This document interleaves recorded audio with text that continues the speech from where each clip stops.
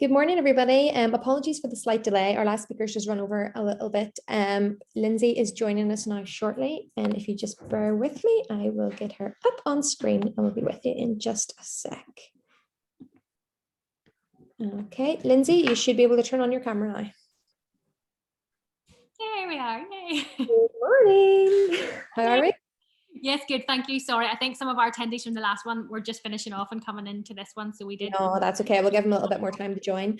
I'll do a little bit of an introduction just while we're waiting on everybody else joining us. So, to me, I know you as a personal friend and a colleague on the board of the Parent Rooms and fellow campaigner, and we have worked on this conference since 2018, so we know each other very well. But for anybody who doesn't know Lindsay, Lindsay is the founder of a movement called Have You Seen That Girl?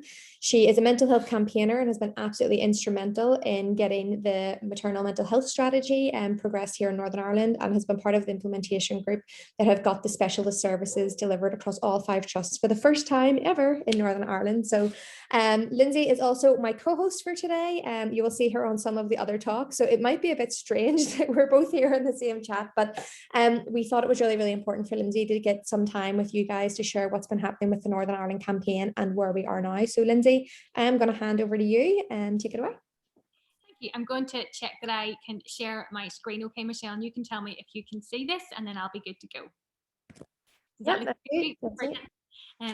Oh, it's a bit strange being on this side of it. So I can see there are lots of you in the room, and I'll try and keep a wee eye if there are any questions that come in, but Michelle will keep me right in that as well. So thank you so much, Michelle, for that lovely welcome, and thank you to all of you joining us today.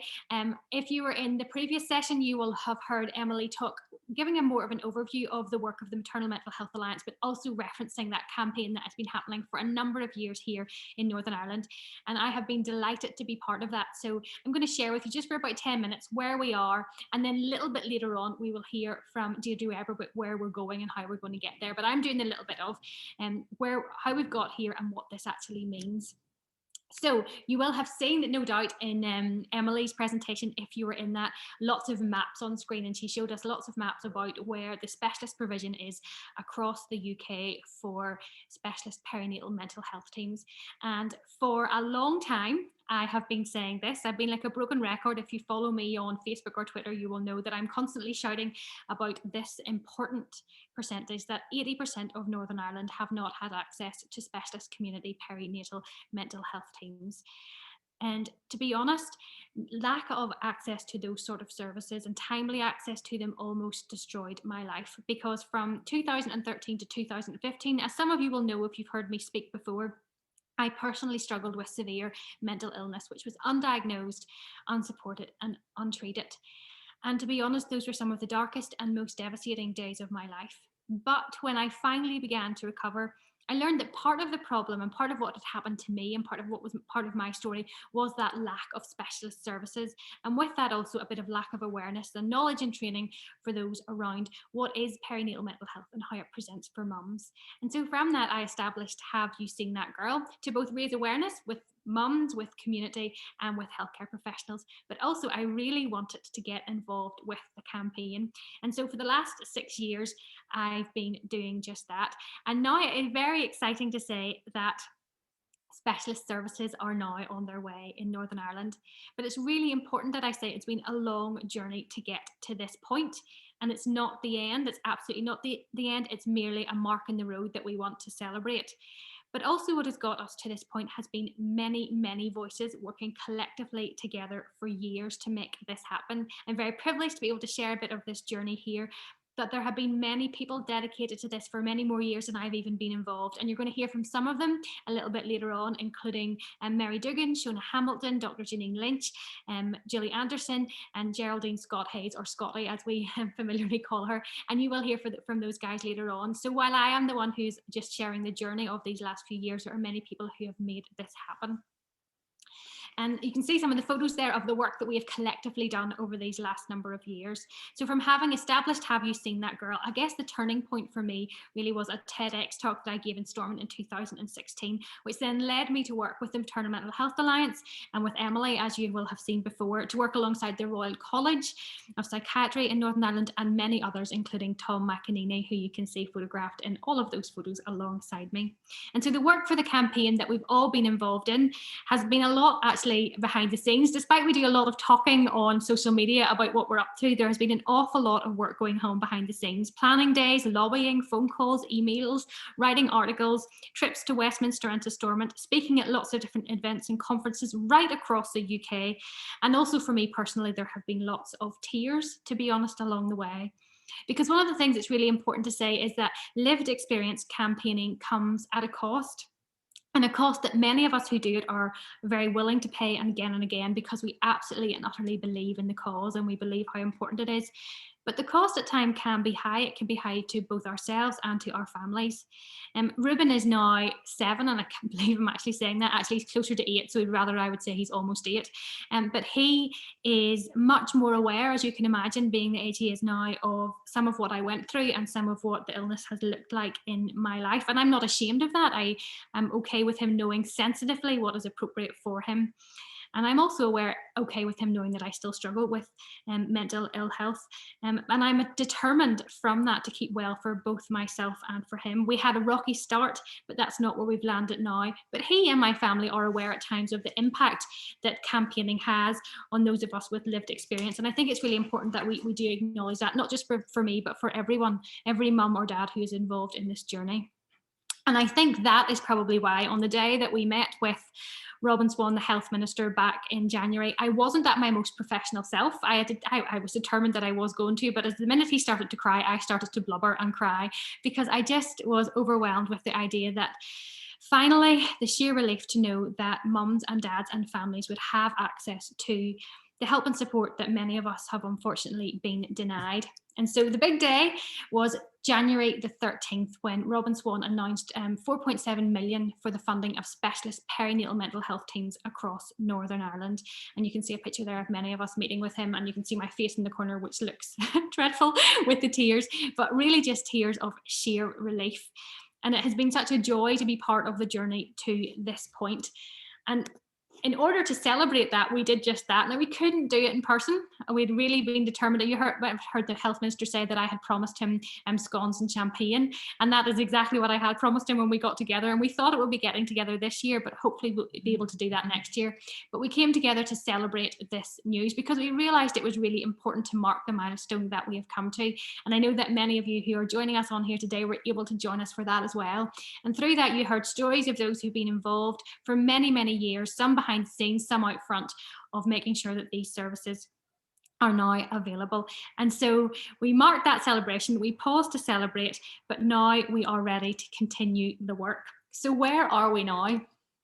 Well, as you can see, that's a map of our 5 health trusts here in Northern Ireland. Up until now, access has only been available in the Belfast Trust under Dr. Janine Lynch, who is joining us a little bit later, and you'll hear from her then, and her fabulous team have done wonderful work. But what that has meant in reality is that if you live in any of the other trust areas, you haven't had the access to the specialist services that you need and deserve. But now, with the Minister's funding of £4.7 million, that means that in each of the 5 trust areas, specialist services are going to be available. And the good news is that implementation for those has already begun. So in each of the 5 health trusts, there are implementation groups who are working away. I've personally been sitting on the regional team alongside the PHA for the last number of years, being involved in the business case, and I continue to do that, but I'm also involved in the Belfast team implementation group. And the great news is that in all of those other trust areas, there are also other people with lived experience who are involved in the implementation team and are helping to shape how these services roll out and how we go forward. And we believe that that is firmly important. In fact, it's really important to the success of how these teams look, because it will be mums just like you and me who access them. So we should absolutely have a seat at the table and our voice heard. And we're really, really delighted that has been prioritised. The reality is specialist services really do matter. And so I thought I'd tell you why they matter from my point of view, but then I've also got somebody else who I'd like you to hear from as well. So as I've said, as a mum with lived experience, these were some of the most difficult and most darkest days of my life. And campaigning for these last 6 years and now knowing that they are coming has brought me such joy. I can't really hide the smile on my face, to be honest, when I talk about it, because the excitement is real. Because I know that some of the most difficult days of my life would have been transformed had access to these been available. And I know personally from the work I have done alongside the parent rooms and alongside many of the other community and voluntary organisations who are present here today, that had and were those services available, they would make such a difference for the mums and infants and families here in Northern Ireland. And so we're excited that those are coming. And while my story is one of I didn't have access and I need it, that shows why these specialist services are so important. Here's something from a mum who does currently have access to these specialist perinatal mental health services and why she believes they are so important. She says, specialist perinatal mental health support meant that during pregnancy, I was able to stay mentally well. Any changes in mood were flagged quickly and treated quickly so I didn't deteriorate. It meant that with a diagnosis that could be high risk during pregnancy, we were able to make a plan which helped me to feel safe. I didn't have to constantly explain myself to different professionals. And when I did become unwell, when my baby was born, I knew exactly who to contact and what to do. And I had a team that I knew and trusted to help me. Without that, I'm not sure what would have happened to me and my family. And I think that's from Shauneen Malloy, who is a writer and a podcaster with the BBC and also is on maternity leave from Mindwise, one of our local charities here in Northern Ireland. And she, as she's very openly said, she is part of that specialist perinatal mental health team here in Belfast, and she has nothing but high praise for the work that they continue to do with her. And I think what she said there is really important about how that specialist team has made such a difference in her life. And that's what we know they do already. And that's what we know they will be able to do as they're rolled out across the 5 health trusts. There will be many more stories just like Shauneen's coming over the next number of months because of this funding that is now available to make sure that these specialist teams are in place. But the specialist teams that we have are only one part of the campaign. And if you were with Emily, you'll have heard her allude to that as well, because we are continuing to campaign for a mother and baby unit for any mum who requires inpatient treatment.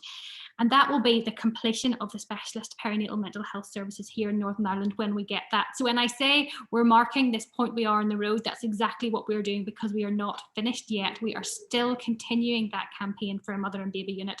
And I was so delighted to hear Minister Swan mention it in his opening remarks, because many of us have responded to the draft strategy and asked that that be definitely included in the 10-year strategy plan. And we are really hopeful that when that's finally published, that we will see that there.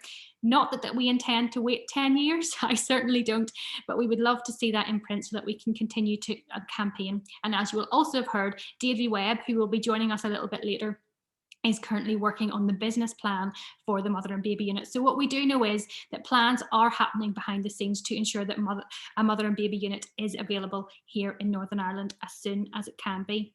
However, it is really important, even though we are talking about the specialist services, and even though hopefully you can tell how passionate I am about those, to mention that many mums, for various reasons, will not always meet the criteria that they need for access to the teams. And so this heightens the importance of prevention, of early intervention, and with side-by-side access to psychology within maternity care. Specialist community teams and a mother and baby unit are a vital part of the pathway, but actually there is so much more that we have to do as we ensure that Northern Ireland has excellent support and services for maternal well-being. So with that, early intervention, as we've said, education and awareness remain key. They're not separate from what we're asking for, they're very much part of what we want to do. And we also need, and this came up actually in Emily's question and answer when she asked people to put stuff into the chat, we're also very aware that we need proper funding for our community and voluntary sector, who are often grassroots organisations who provide excellent peer support for mums and their families, particularly those who experience mild to moderate mental health needs and might not have access to the specialist services. And we understand that these organisations are often under-resourced and even at times can feel undervalued, but they do hugely significant and life-changing work. And we need to ensure, as part of what we are campaigning for, that they are properly funded going forward. The reality is there is so much work to do, isn't there? But actually what today, and coming together like this always reminds me that there are so many of us from all different walks of life who are ready, willing and able to get stuck in. And so with that, I have to say what has been key to transforming our services so far has been collaboration and co-production, because there's been no one group, no one organisation, no one person, and certainly not me, or one profession that has been responsible for this work to date. We have all had a role to play, and we all continue to have a role to play, and that will be crucial as we go forward. I will continue in my role to champion both the rollout of the specialist teams and also the campaign for the mother and baby unit. I cannot wait for the day whenever I can shout to the heavens or even sing that specialist services are going to be available and are available across all of Northern Ireland. That day is coming, and thanks to so many people, mums and families will get the help and support that they need.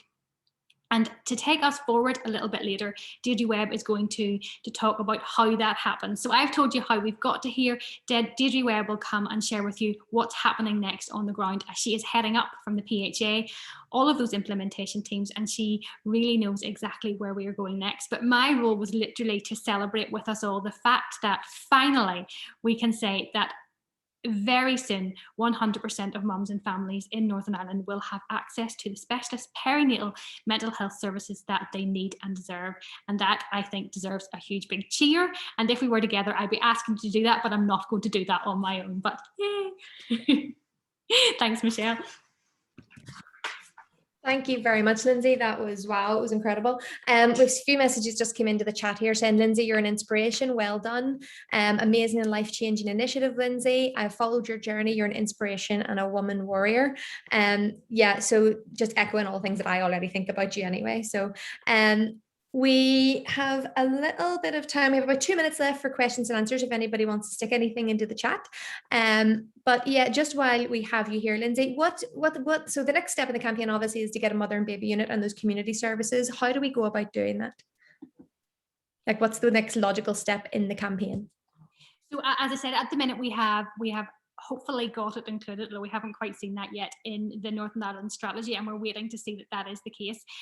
Practically behind the scenes, the business case is being worked on for the mother and baby unit, and I'm hopeful again that will have input, as it has already, from those of us with lived experience. And so I suppose it is just in some ways, as we wait for some of that to come about over the next few weeks and months, about continuing to collectively raise our voices to be sure that those who are making decisions and those who have the money to send where it needs to go know the importance of a mother and baby unit and the difference that it actually makes. And that can be through sharing stories if you're a mum who's been impacted, but also even as a healthcare professional about what difference it would make for you to know that a mother and baby unit is available here in Northern Ireland. One of the lovely things about the campaign is that we've all shouted about the same thing for so long, and therefore it's hard to ignore. So if we continue to do that and we continue to ask for that together, I am sure we are going to be heard. Definitely, that's it. The collective voice is louder than the individual, isn't it? Thank you so much, Lindsay. Guys, it is 11:15. We are now due a tea break. I'm sure we're all ready to go for a cup of coffee and the comfort break. We will be back at 11:30 when we'll be talking to our expert panel. So that's a chance for you to put your questions to the health professionals. So we will see you back at 11:30.